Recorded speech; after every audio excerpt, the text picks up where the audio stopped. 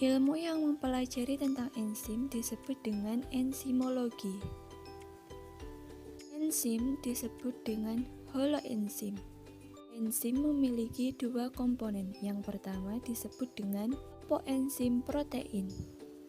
Yang kedua disebut dengan kofaktor non-protein. Dan kofaktor tersusun dari dua macam. Yang pertama, koenzim organik. Kedua disebut dengan gugus prostetik anorganik. Enzim memiliki beberapa sifat. Yang pertama sebagai biokatalisator. Katalisator ini mempengaruhi kecepatan reaksi kimia. Yang kedua bersifat spesifik, artinya suatu enzim hanya aktif pada substrat tertentu. Ketiga dipengaruhi oleh suhu. 4. Dipengaruhi pH. Yang kelima dapat di luar dan di dalam sel. Cara kerja enzim. Yang pertama, teori kunci gembok. Teori ini mempunyai sisi aktif enzim spesifik dan tidak fleksibel. Yang kedua ada teori induce fit atau kecocokan induksi. Nah, teori ini memiliki sisi aktif yang lebih fleksibel. Berikutnya ada faktor-faktor yang mempengaruhi kerja enzim. Enzim ini merupakan molekul protein yang kinerjanya sangat dipengaruhi oleh faktor lingkungan. Faktor yang pertama terdapat suhu.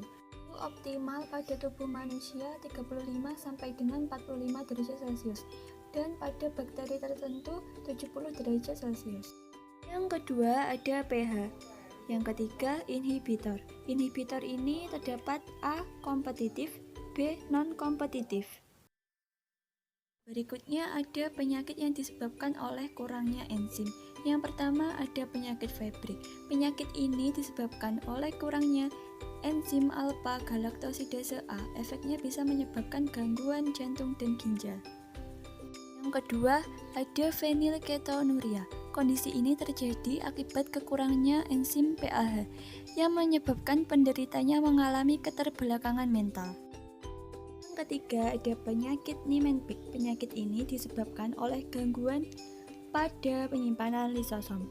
Efeknya berupa kerusakan saraf, susah makan, dan pembesaran organ hati pada bayi. Keempat ada sindrom Hurler. Sama seperti penyakit Niemann-Pick, sindrom Hurler juga disebabkan oleh kekurangan enzim di dalam lisosom. Kondisi ini bisa menyebabkan keterlambatan pertumbuhan dan struktur tulang yang tidak normal. Berikutnya, cara mengatasi penyakit akibat kekurangan enzim. Nah, teman-teman, kalian bisa mengurangi konsumsi makanan atau obat-obatan yang memang tidak baik dan tidak bisa dicerna oleh tubuh.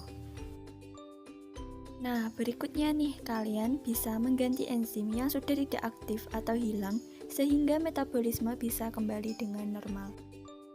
Nah, untuk selanjutnya, kalian juga bisa melakukan detoksifikasi darah untuk menghilangkan penumpukan bahan beracun akibat gangguan metabolisme. Baik teman-teman, sekian dulu ya video dari aku. Semoga videonya bisa membantu kalian semuanya. Terima kasih sudah menonton. Wassalamualaikum.